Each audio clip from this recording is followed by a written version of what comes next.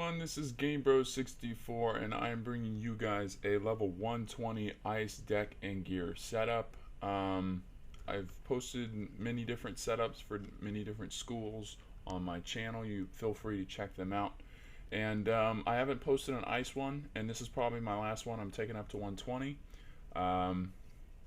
I still have a balance at 110 and I have a life at 110. I don't want to take them up just because I don't want to hurt their stats on the way to 120, and I see no real benefit for taking them up to 120.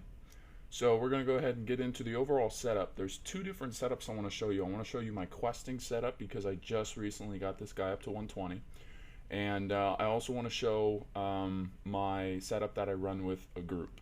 So you guys have two different setups here, so you guys can see which one you think is best, whether you run with friends or you run solo.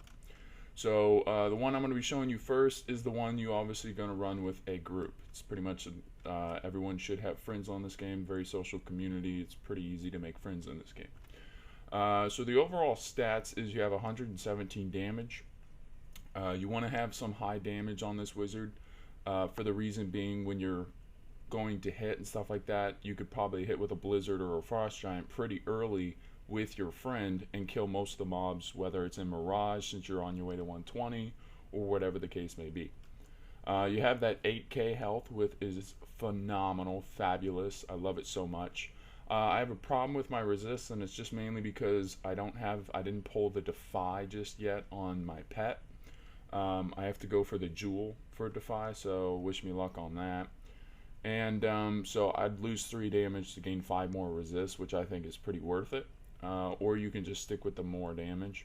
And then the accuracy, I'm up to 32. Now for accuracy, you only need 20, and then unless you're using like the Catechism, which is the 118 spell, or I think the 108 spell, you need 25 accuracy. So you need 25 accuracy to make it 100% overall for all your spells, really. But most of them you just require 20. I have 32, so you have a little bit of extra in case like 25% accuracy debuff goes on you. You want to throw a blade and you want it to be 100%. Just get an extra accuracy on it.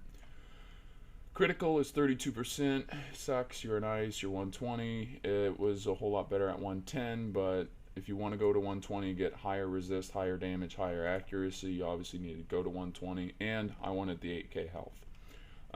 The block is also terrible, 16 across, then you have 25 on storm, 24 on fire. Fairly decent for both those, but 16 across is pretty pathetic. But you're running with a group, so you're going to be able to hit quick. So you don't really need to rely so much on critical because you're relying on your other friends to also do some damage, not just you.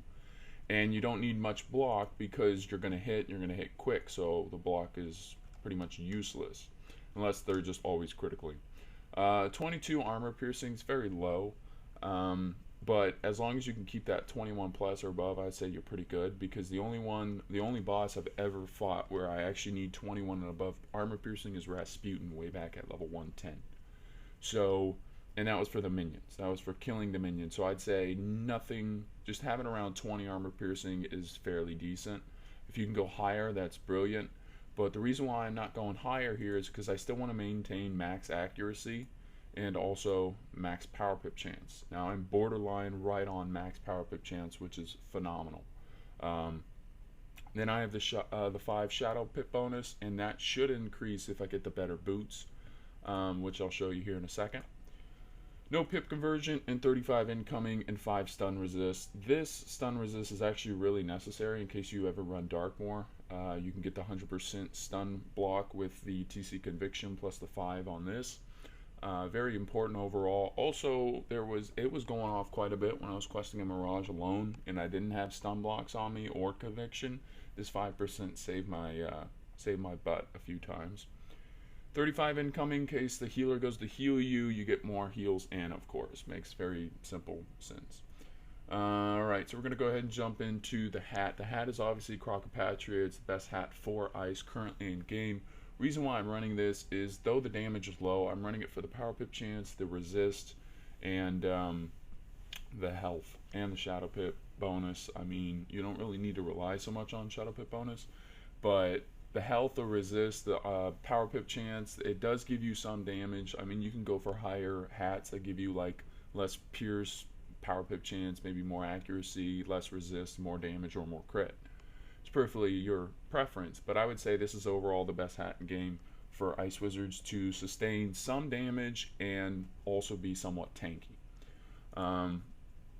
Next one is the Rattlebones Robe, obviously the best one in the game. More damage, more resist, accuracy, power pip chance, critical, and 1,000 health, plus 2 shad pip. And you also get a nice, beautiful bubble with it that gives you 25% extra armor ice piercing. Okay, so I had 22, so 22 plus 25 is your 47 armor piercing right then and there. And then if you want to top in an infal on top, TC, so you get the 20, you can go up to 67 armor piercing for ice. Plus that infal also gives you 20 extra accuracy, so I had 32, so I'm up to 52 accuracy with infal up. Plus I also have 117 damage, 57 resist across the board, and so you have 52 here pretty much with infal, and you also have 47 here with infal. And then if you have the bubble up, or 42 here with infal, if you have the bubble up, you'll go up to 67. So I mean, it's very beneficial with infal with this setup. I finally learned the importance of infal, especially when you're going through Mirage. Mainly with infal in this bubble, I was able to pierce through a lot of resist and don't have to worry about converts as much.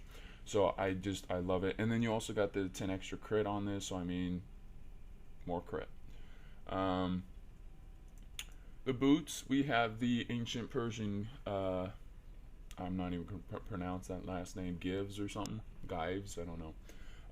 It is not the 120. Unfortunately, I would have to buy more packs and get the 120. I would say I think the 120 is better. It gives you 2 shad pip, I think 1 extra resist and 1 extra damage, plus a little bit more crit, more power pip chance, and I think even more health. So overall, I would say definitely go for these boots at 120.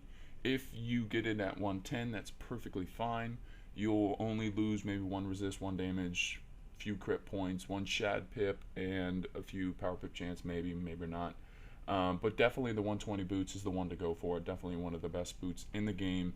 And the reason why I'm choosing this over the Boots of the Cold-Hearted is obviously more damage. If you're going to be running with a group, you want to have more damage so you can kill quicker and your friends can kill quicker too. If you had less damage, you're really relying on your friends to do the damage output rather than yourself. Obviously, you're giving up block and accuracy. Those are 2 things you want to make sure you understand before switching these boots. Is if you don't have max accuracy upon switching these boots, switch back to the Cold-Hearted till you get max accuracy when you get these boots.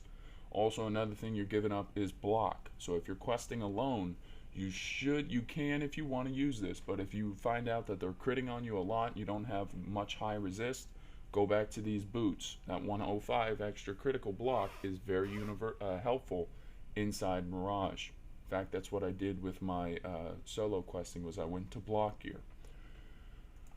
The wand. Wand is a fortune teller. Now this is level 100, so if you have the 110 or the 120, obviously go for the 121. It's obviously better. It gives you more crit block, power pip chance, or no, it actually replaces your power pip chance with armor piercing and gives you more damage.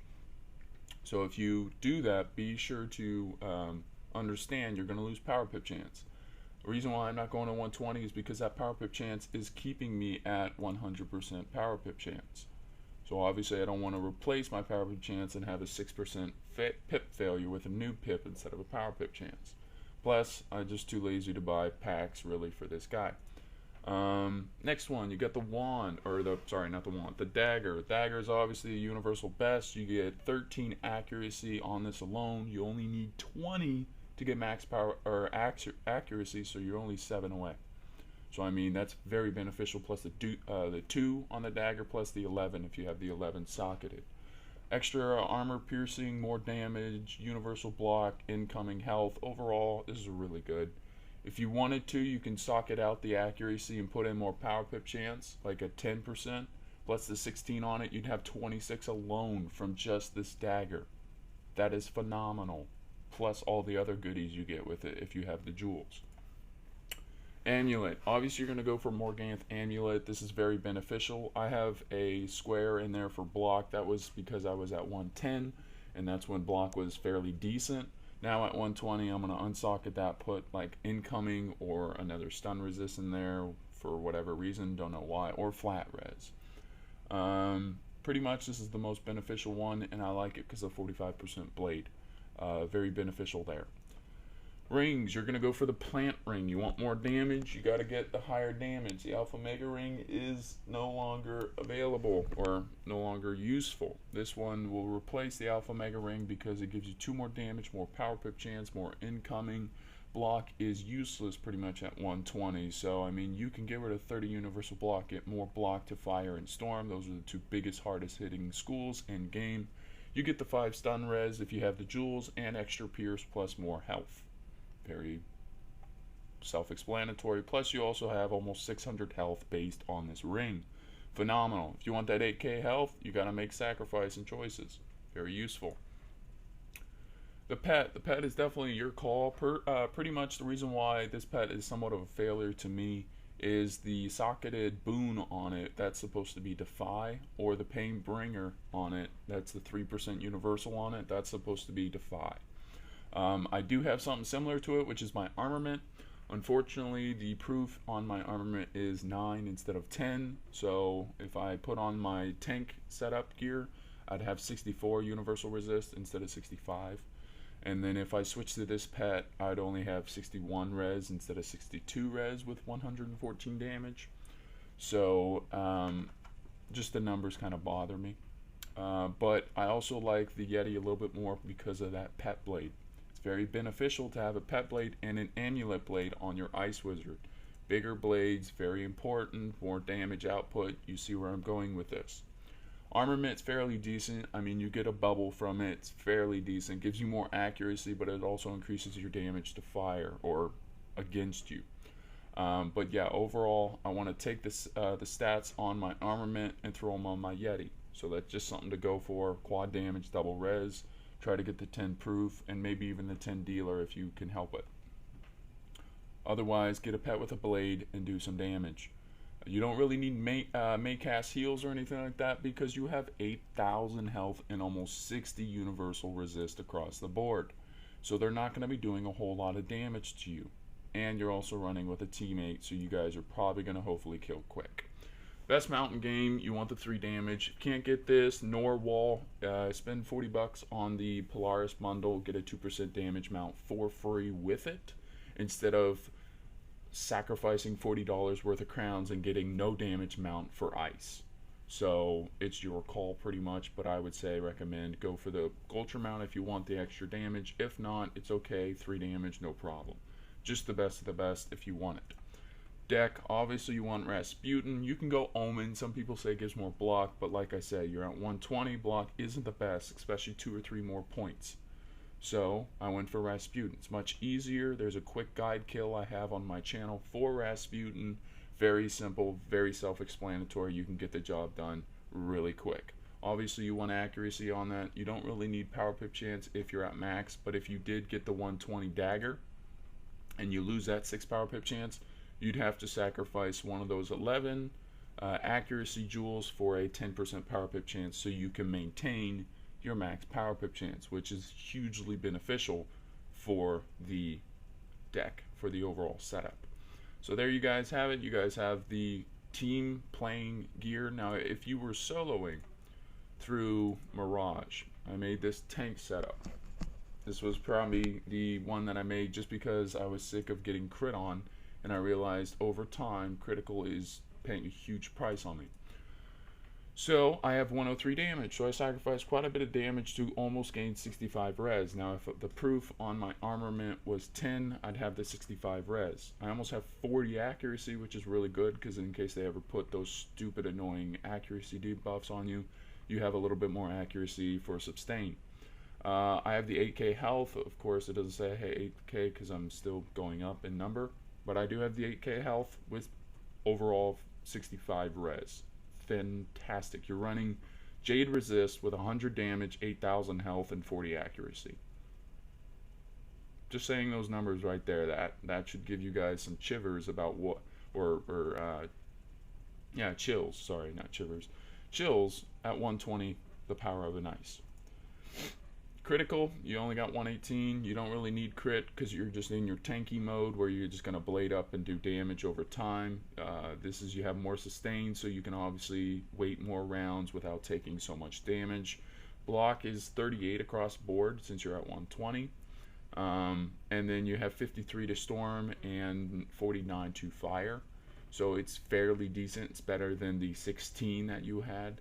And then if you want to pop conviction, you can during the questing, but I would say you don't really need it. This was fairly decent for me getting by. It felt like almost 50% of the time I was blocking whatever they threw my way. So I'd say 38% is fairly decent. Armor piercing, you went up in 1, so you have more armor piercing. Plus, if you pop the infoul or the ice bubble, that gives you more crit and crit and armor piercing. You have higher armor piercing. Plus, you also have higher accuracy from infoul.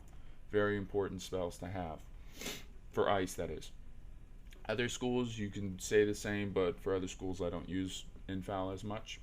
Stun resist, obviously you want the 5%. You got 35 incoming. You got max power pip chance with 5 shadow pip chance. Max power pip chance, very important to have, plus the accuracy, etc., etc. You guys know my rants. You want the Crocopatria hat, pretty much the self-explanatory hat. You get the most resist with the most health and the most damage and armor piercing power pip chance on top of it. You want the robe for the 1000 health, the extra damage, the extra resist, plus you also get accuracy, plus you get that beautiful bubble card on the bottom. You got this beautiful card, or this beautiful pair of boots right here for the block, the resist, and somewhat mediocre damage for ice. You also get extra accuracy and power pip chance and a little bit of health. You got this beautiful wand right here. This is the same wand as I was running on the other setup. Very important. Accuracy, damage, crit, block. May cast if you want it. Not really important. Dagger. Obviously you want this dagger because it's just accuracy mainly, because it gives you 13%. Plus you also get a little bit more damage on it, and the armor piercing is phenomenal. So the only thing you're really switching between each of these things is probably the amulet, the pet, and the boots, just to get you more block. The reason why I'm wearing this is because the more block. With those jewels in there, I'm up to 104 block. Very phenomenal. Plus the 105 on the boots. So it's just very important to have high block. Plus you also get a little bit more resist due to the rat amulet than the Morganth. You get 3 extra resist, so more tankiness and more health. Now you got the more damage. It's just very self-explanatory, very good ring overall. I just left it the same. I still had more critical to, or crit block to storm and fire, which I felt like I faced them a lot. And I wanted to block their hits more than any other hits because, let's be honest, they're the 2 hard-hitting schools in game. If you want to go back to the Alpha Mega Ring, you certainly can. There's no problem there. You get 30 to everything rather than 70 and to storm and 50 to fire. So if you want to go back to the Alpha Mega Ring, you certainly can. Just be careful your power pip chance and your damage will drop a little bit, plus your incoming. And you'll lose that square socket, so you might have to put like a stun resist on your amulet or your deck. Pet, you obviously want this. The only downside about this setup is you lose a blade here and you lose a blade here, so I'm still working on this setup, but I was able to get by because I had a crap ton of resist, crap ton of health, and crap ton of block. So this is your soloing setup. If you want to heal on here, you can. You don't really need it as much because you're also spamming Weaver along the way for ice. So 75 shield plus your 65 res plus your 8k health. They're not really doing a whole lot to you. So it's just very important there. If you want to run this, you certainly can. You'll just go down to like 61, 62 res, which is perfectly acceptable because you're resisting 60% of whatever's coming your way. This one, I just wanted the more tankiness to it. Plus, I kind of like the whole higher than Jade resist and with still 100 damage. I think that's just freaking awesome for an ice. Mount, obviously you want damage on your mount. If you want something else, power pip champs, accuracy, go ahead and go for it. Mount is your call, your preference. And the deck is obviously the same deck as the original one for the accuracy and the starting pip. There you guys have it. That is your overall setup. You have a tank setup in case you're soloing through Mirage. You also have a team deck setup, I guess, if you want to say that way or something like that. If you're running with a group setup, I guess. For the deck, that is pretty much set up for Old Cobb. The deck, pretty much what I ran for the most part was two of those, one of those, one of those, one of those. If you get the spell, go ahead and use it. If not, I'm not going to include it in the deck because I'm just going to say I was 120 at that time. Or, sorry, not 120, 110 at that time. Yeah, this is pretty much your overall deck setup right here. You got 2 blades, you got a bubble, and you got your hit cards. If you want, if you're running the tank setup solo, put in another sharpened blade and put in 2 elementals. Just more damage output. Since you lost your pet blade and you lost your amulet blade, you make it up by putting in elemental blades. So you have a total of 4 blades plus a little bit of a bubble, and in case you want to throw this or not. My TC deck consists of 2 Frost Giants, overall standard hit, and it's good because you don't have to rely on Shadow Pip. If you're facing minions, throw Blizzard. If not, you're facing like a boss, throw Weaver instead. Enchant these bad boys with these bad boys over here. Gargantuan, very important. It little buffs up your damage a little bit for each card, very important there. If you want to run these, you can. I didn't because I don't get a lot of Shadow Pips on this guy, and I can still do a crap ton of damage with Frost Giant or Blizzard. Another reason why I run Blizzard is if in case you do hit the minions, you do not kill them. They have 1,000 or less health. You only need 4 pips, 2 power pips, and you can kill with Blizzard. And this does about 1,500 damage with the setup that I have. So very important there. So if you're running minions, you run this. In every deck that I run, because I am an Ice Wizard, I run 2 infals. Armor piercing, accuracy, very phenomenal in Mirage, considering they do a lot of stupid stuff. Now, this is a filler. You don't really necessarily need this because most of the time they would only throw 25% accuracies on me. Or they would throw weaknesses for 25% damage. Nothing really important. I didn't see a whole lot of Jujus or Ifrits. So mainly I would get rid of these because when I was deleting my hand of whatever reason and I couldn't pull an infal when I needed it or a Frost Giant, then I would just pull 2 clinch charms and, you know, KR is just kind of screwing with me. So I would either run maybe another infal or 1 cleanse just to be safe, but mainly I just ran no cleanses just because I didn't feel threatened enough to put in cleanses. Unless you were fighting maybe a boss, go ahead and put in 1 or 2 cleanses. That's about it. This is pretty much your tank setup. If you're running with a group, obviously you can run those tri-blades because if you're running with a Storm Wizard, I guess you can still blade up that Storm Wizard with those blades. You want your pet blade and you want your amulet blade, plus you also want that bubble just in case. I ran this setup for quite some time, and then I ran this setup if I was just doing it kind of by myself in the beginning. If you're running with a group, you can run this perfectly. It works best.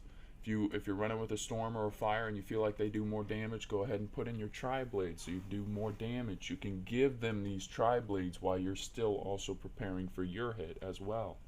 Very important there. It's a team player build.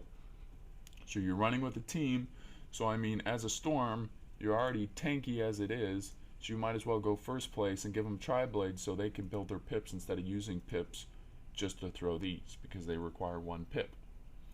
Your hit doesn't count so much, though it is still bonus extra damage. So it's just very important to kind of substitute and debate for yourself who's the hard-hitting wizard. Pretty much you don't need to run any bubbles. If need, when it comes to bosses, throw in like 1 or 2 reshuffles. If you want, you can throw in a few towers. You are ice, so you can pop in Legion Shield for you or your friends.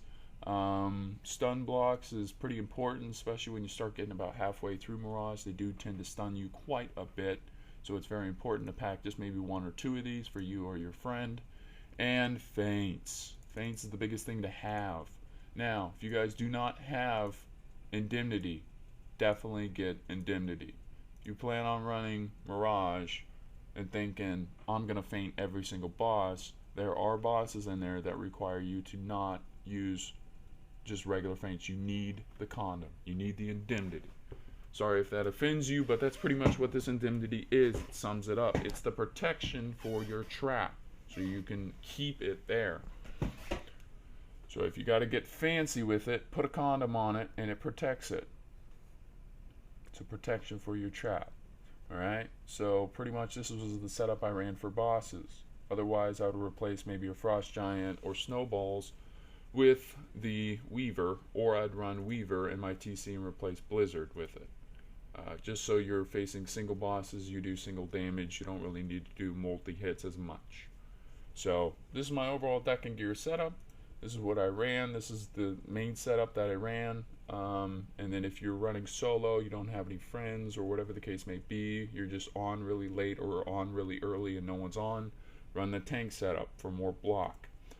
Either way, guys, both setups work very well. Work this out. These are gear guides, so I mean you don't have to copy this setup completely. I'm just showing you the best scenario or the best case setup for any given person that goes through Mirage. You do not need any gear on Mirage, I would say. The only thing you really need to aim for is probably those 120 boots and the 8k health plus your new spell. I don't need any of the crit boots in Mirage. I don't need any amulets, daggers, rings, nothing like that. The reason why I ran through Mirage was just for my spell, the 8k health, and maybe the 120 Persian boots. That is it. Everything else is obsolete. You do not need it, because how you run your wizard is how you run your wizard. For me, I didn't need anything else. So if you see those reasons not being really worth it, then keep your wizard at 120. It's perfectly understandable. You keep your high crit and your high block more at 120 than, or at 110 more than 120.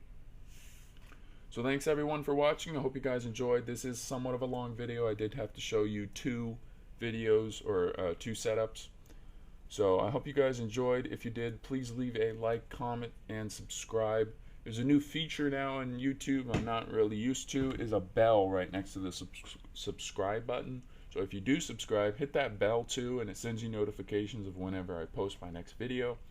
So you get that, so you never miss the next setup or the next gear guide or whatever the case may be.